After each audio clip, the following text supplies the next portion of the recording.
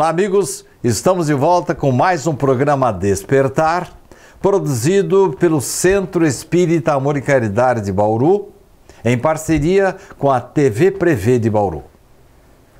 Ele está de volta, Nazil Canarim Júnior, este conhecedor do Evangelho, que pondera pontos importantíssimos sob o aspecto sociológico, emocional e espiritual. Falamos no programa anterior com ele sobre a paz e citamos vários pontos. Nazil, seja bem-vindo a mais um programa Despertar. Muito obrigado, Sidney. Obrigado a você que, prestigiando o programa, me permite estar aqui de volta para mais um bate-papo. Nazil, você viu já que o tempo aqui voa. Eu gostaria de recapitular assim rapidamente alguns pontos que nós já tratamos. Por exemplo, nós falamos inicialmente sobre o desrespeito à vida. O que você pode resumir para nós da causa de, vemos aí alguns crimes, infelizmente, autoridades que deveriam nos proteger, que deveriam cuidar da nossa economia, da nossa paz, eles não vacilam em desrespeitar a vida para manter o seu status quo. Veja como é importante conhecer. O homem não considera a existência do outro porque entende que eliminar a existência significa colocar fim ao indivíduo. Então, quem me atrapalha, quem os interesses são contrários aos meus, quem não vai me permitir usufruir a existência da forma como eu quero, eu tenho que tirar do meu caminho. É alguém que não me interessa. E o duro é você perceber que às vezes é um esposo que faz isso em relação à ex-esposa, é um pai que faz isso em relação a um filho e é um filho que faz isso em relação ao pai. Quando chegamos na vida social, então a coisa se perde completamente. E entre os países também. Em todos os lugares. Nós não somos aquilo que aparentamos ser. Essa é uma informação que as escolas religiosas há muito tempo já poderiam estar disseminando. Porque não adianta eu falar a respeito de lugares que eu imagino existirem, paraísos, campos elíseos, etc., quando Jesus, numa mensagem muito clara, nos disse que é uma questão de conquista, de vencer-se, de saber controlar-se para avançar. Vencer-se significa crescer espiritualmente. Então, eu não sou o corpo, eu estou no corpo. Por quanto tempo? Oxalá, 100 anos. É um período bom, com lucidez é ótimo. Sem lucidez já fica difícil. Mas vamos lá, eu tenho a experiência. E a experiência não representa a minha vida, ela é uma parcela. Paulo dizia, a vida é uma só, mas as existências são múltiplas. Então nós vamos avançando nas existências. Falamos aqui sobre períodos em que tivemos comportamentos primitivos e que ainda estão conosco. Por quê? Porque não foram vencidos. Eu preciso trabalhar para vencê-los. Então, quem imagina eliminar o corpo e com isso afastar o problema, vai se desapontar muito, mas muito mesmo, quando mais à frente tiver a certeza de que a eliminação foi de algo aparente. A essência não é eliminada. Mas essa solidariedade das nossas existências, que compõem, como você disse, Paulo, apenas uma vida, lá atrás, a violência lá do primitivismo não traz para nós a violência de agora? Sim, ela desencadeia. Os interesses podem ser outros, mas o comportamento é o mesmo de alguém que não aceita ser contrariado. O que nós precisamos entender é que a experiência física, ela é provisória. Nós passamos por elas. Aqui não há definitivo de absolutamente nada.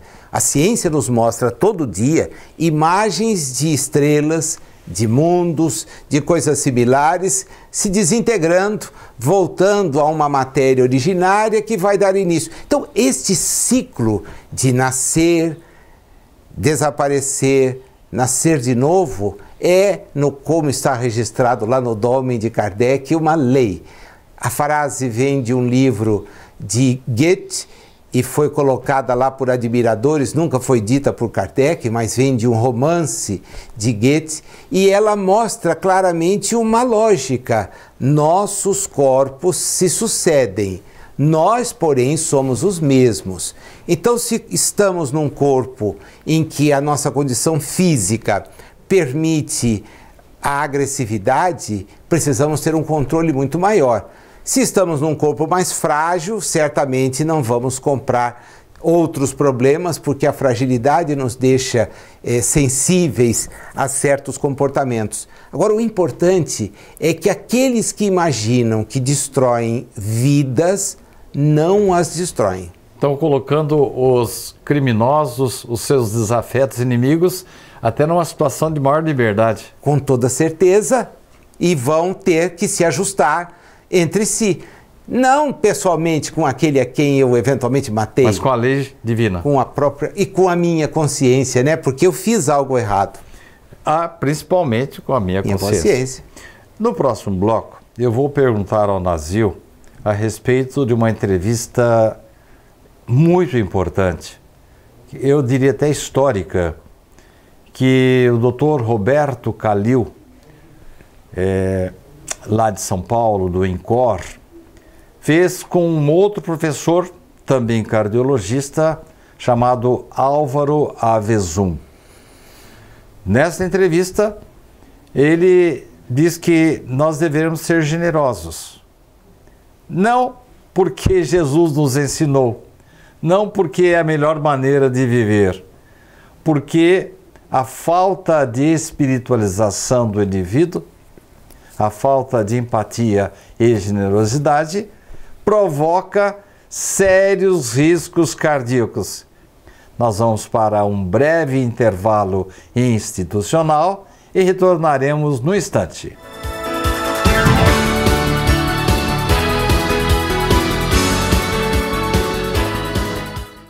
Você pode ajudar o SEAC de Bauru se cadastrando na campanha Nota Fiscal Paulista e indicando a nossa organização como beneficiária na doação automática. Com sua contribuição, nós recebemos o valor calculado em tributos fiscais e concorremos a sorteios mensais. Você também concorre a prêmios de até R$1 milhão e tudo com custo zero. Toda vez que você solicitar o CPF no ato da compra, a doação automática ocorrerá. Cadastre-se no programa Nota Fiscal Paulista pelo site ou, se preferir, baixe o aplicativo no seu celular.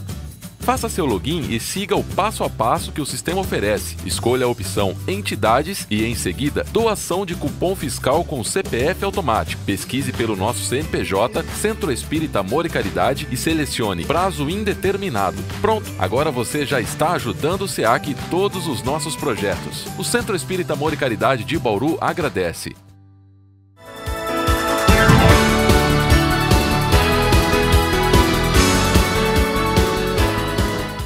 Estamos de volta para mais um bloco do programa Despertar. Hoje contando com a honrosa presença deste sábio, Nazil Canarim Júnior. E ele trata de um assunto atual, atualíssimo: a paz, a violência, a falta de generosidade.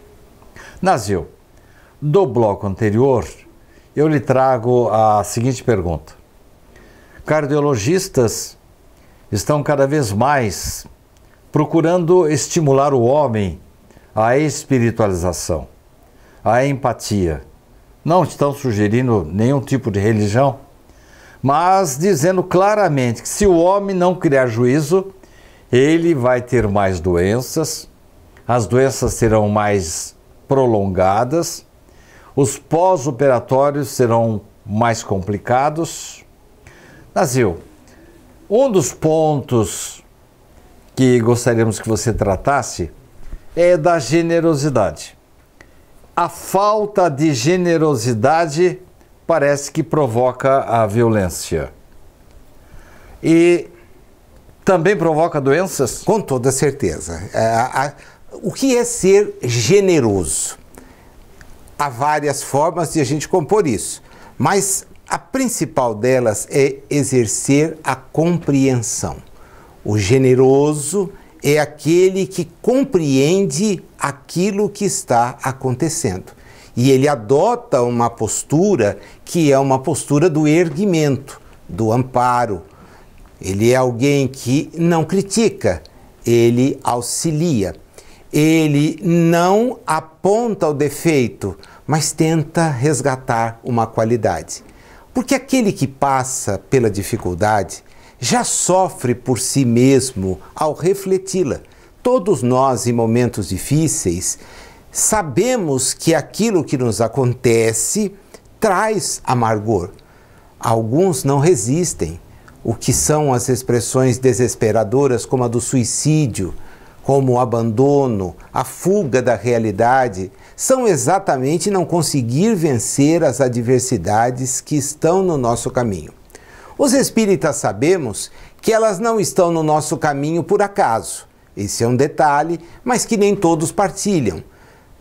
Como nós somos eminentemente reencarnacionistas, para nós, a dificuldade que eu não explico com o comportamento de hoje advém de um comportamento equivocado de ontem, mas o de ontem que às vezes eu não me recordo. Somos o mesmo espírito em múltiplas jornadas. Então temos uma facilidade para compreender essa questão.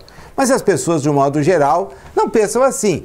Pensam que foram criadas por Deus no instante do nascimento, quando assim o entendem, e que recebem lá uma carga que também às vezes nem conseguem explicar. Por que é que eu tenho que vencer tantas dores, tantas dificuldades? O que foi que eu fiz? Ora, em tese, você não, se não é reencarnacionista, não fez nada ontem, né? Você deve ter pisado na bola, foi nas últimas horas, por isso desencadeia. Não, mas não é isso.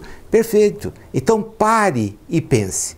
Eu gostaria que você passasse a conjecturar ou a admitir a hipótese de ser alguém que vive muitas vezes. Nós temos, então, um organismo que recebemos para a nova experiência.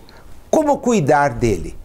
Nos nossos dias, a higiene bucal, a higiene corporal, são regras. Alimentação. Tudo. A gente tem profissionais especializados para nos ajudar a ter a alimentação mais saudável, dentro de períodos adequados, de tal forma que o nosso organismo gaste muito próximo daquilo que consome. E nós estabelecemos assim um peso ideal para não sobrecarregar órgãos, etc. Isso é conhecimento científico puro, disponível para todos nós, infelizmente, não para todos os homens, mas para todos aqueles que podem tê-lo.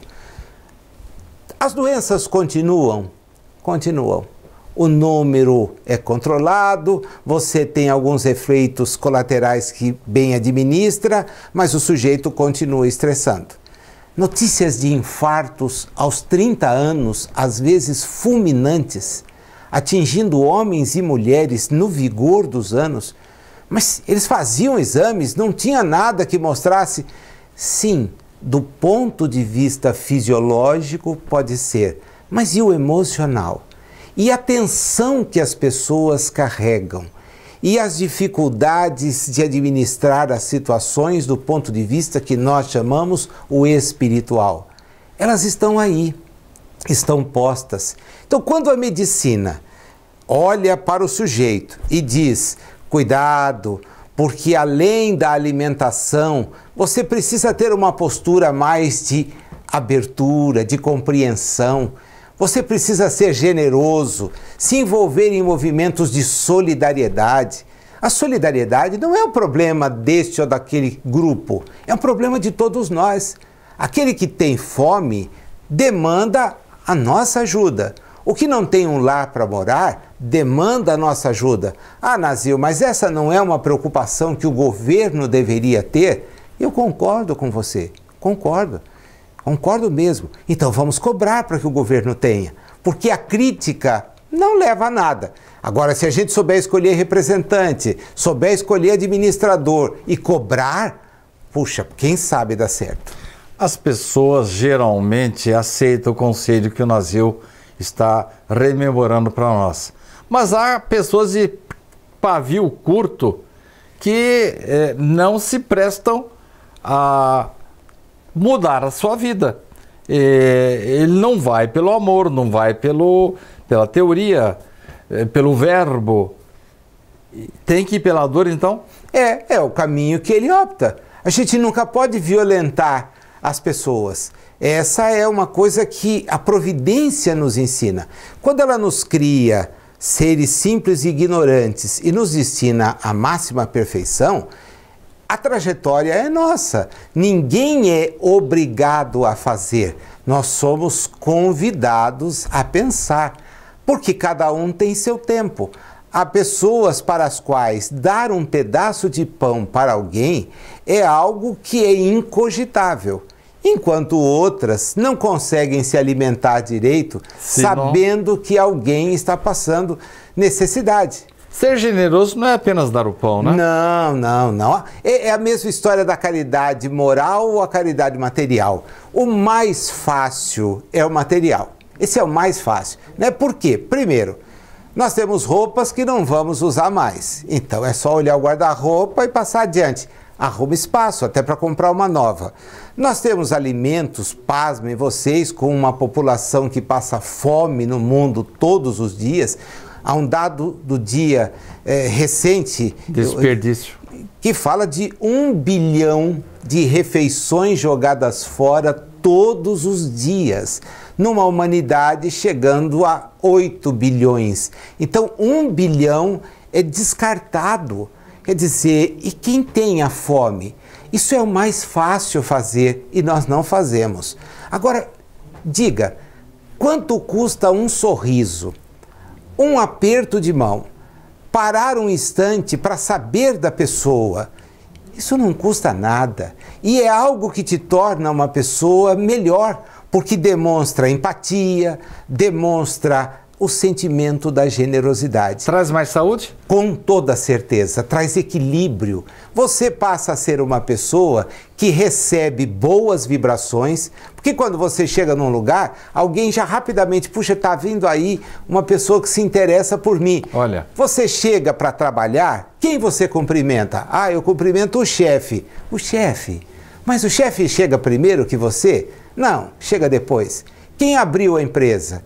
Quem limpou os banheiros que nós vamos usar? Quem deixou a nossa mesa de certa forma organizada? Quem abre o portão na hora que a gente entra? São estas pessoas que merecem, primeiramente, a nossa consideração. O que vem ser atendido no guichê que eu trabalho, traz lá suas dores e seus problemas. Se eu tenho os meus, eu devo guardá-los. E para ele, um sorriso faz com que as pessoas se sintam tão bem. Então você vai desarmando todas aquelas situações e se mostra uma pessoa que compreende o porquê está aqui e o bem que tem que fazer. No próximo bloco eu vou trazer para o Nazil um caso perdido. Vamos ver se ele tem alguma solução. Não saia daí, num instantinho estaremos de volta.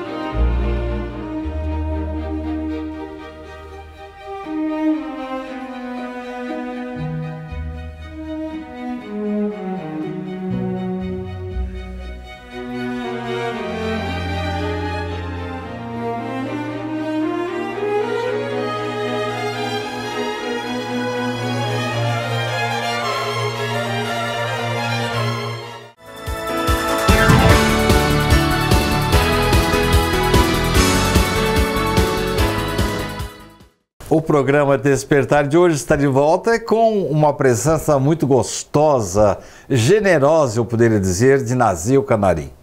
Nazil, nós nos propusemos com você a falar de paz, evitar, rejeitar a violência.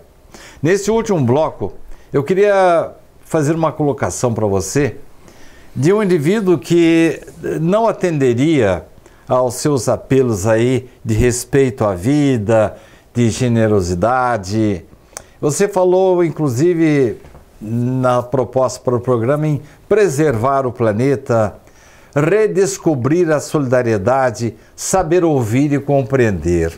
O nosso personagem, acredite se quiser, era extremamente religioso, mas, como você disse também, apenas no verniz, na superficialidade, nas águas superficiais da vida dele.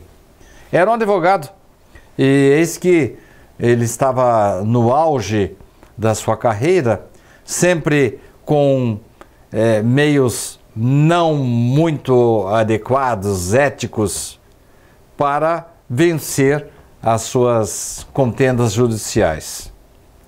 A mãe dele, sensibilizada, lá do plano espiritual, falou: meu filho está se perdendo. E ele sofre um ataque cardíaco. Nazil, será que para a gente criar juízo, como diria Richard Simonetti, nós vamos ter que passar pela morte? Ou, eventualmente, uma quase morte?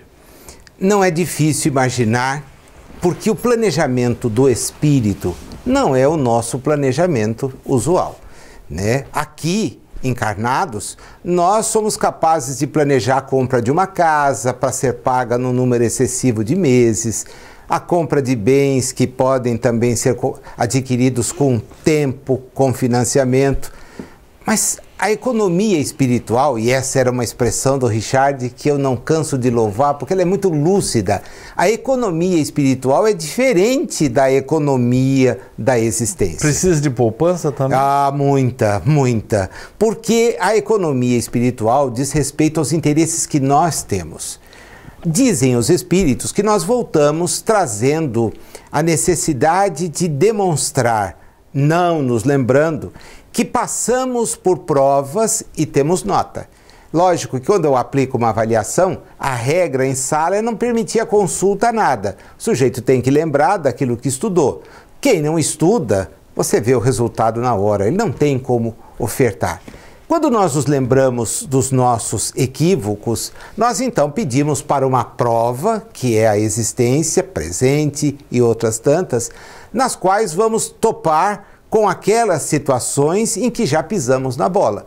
Nós vamos de novo ser tentados a cometer as mesmas coisas. Isso é tão grave que há um estudo aprofundado espírita a respeito de pessoas, espíritos, que atentam contra a própria existência várias vezes. Se você gosta de estudar, procure ler as obras de Ivone Amaral, e você vai perceber um espírito em luta com este chamativo para o suicídio, até que ela precisou superar aquele entrave, mas antes, várias vezes, atentou contra si. Então nós trazemos conosco advertências, e estas advertências, às vezes, vão se manifestar em moléstias, que nós nem conseguimos entender por que surgiram. Afinal de contas, tinha uma saúde de ferro, demonstrava estar sempre ligado nas coisas e adoece. Por quê? Porque a doença fragiliza. A primeira coisa que a pessoa enferma experimenta é a limitação. Eu não posso ir, por quê? Porque o organismo não me deixa. Eu não posso fazer tudo aquilo que fazia. É um tempo de reflexão. Às vezes, a agressão é tamanha que não dá tempo de refletir agora. Vai voltar à realidade espiritual, arrepender-se amargamente porque perdeu chances e vem com um novo propósito. Outras vezes dá tempo. Nós resumimos, fizemos uma sinopse, você deve ter percebido, do livro Mudança de Rumo, de Richard Simonetti. E eu repito a pergunta para encerrar o programa de hoje. Será que nós vamos precisar morrer, remorrer, renascer, ou um simples despertar de uma experiência de quase morte pode nos fazer acordar para a vida? Olha, eu vou usar o nome do programa, ele é Despertar. A ideia é despertar mesmo nas pessoas essa valoração pelas coisas permanentes. Pelas impermanentes a gente não precisa se preocupar. O tempo todo tem uma propaganda, tem uma publicidade nos convidando a cuidar do impermanente. É cuidar daquilo que permanece, daquilo que é, aquilo que nós somos. Então, se vem a dificuldade, se vem a moléstia, é um sinal de alerta. Mude a sua maneira de ver. Os seus médicos vão recomendar uma mudança de hábitos, entendendo que estes hábitos que você tinha é que lhe conduziram àquela enfermidade. Mas se você parar para pensar, vai ver que talvez a mudança da forma como você encara a vida será a coisa mais importante. É evidente que desencarnar e reencarnar é uma lei. É sempre, como nos lembra Emmanuel, um meio. O fim é a nossa educação enquanto espíritos, a educação divina. Esse é o fim. Os meios vão se sucedendo. Quando a gente tem uma oportunidade como a que estamos tendo no século XXI, de tanto amparo, tantas facilidades, a Terra nunca foi tão acessível para todos em termos de deslocamento, meios de comunicação, conservação, ambientação. É cuidado, então, para não perder isso tudo com as nossas atitudes insanas, né? E, particularmente, não perder a oportunidade de fazer o bem, de expressar aqueles lados positivos que todos temos, todos sem exceção têm, em favor do próximo. Isso ajuda a barbaridade a estampar o sorriso e a encarar o que vem pela frente com otimismo. Nazil, um companheiro nosso muito lúcido disse que a doença é um sinal vermelho no painel da vida. É isso? Com certeza. Vermelho mesmo. Para alguns, a doença é o remédio da vida. Para outros, é um despertar. Olha, fique esperto, cuida, acerta o prumo, muda suas coisas, vá se ocupar de coisas que efetivamente te trazem bem, te fazem bem. Porque no dia a dia, às vezes, nós nos prejudicamos muito. Muito obrigado pela sua presença mais uma vez. Eu que agradeço. Até breve, amigos. Está convidado a retornar ao nosso programa. E a você, muito agradecido pela sua audiência. Na próxima semana, estaremos de volta com mais um programa Despertar, com o tema do seu interesse.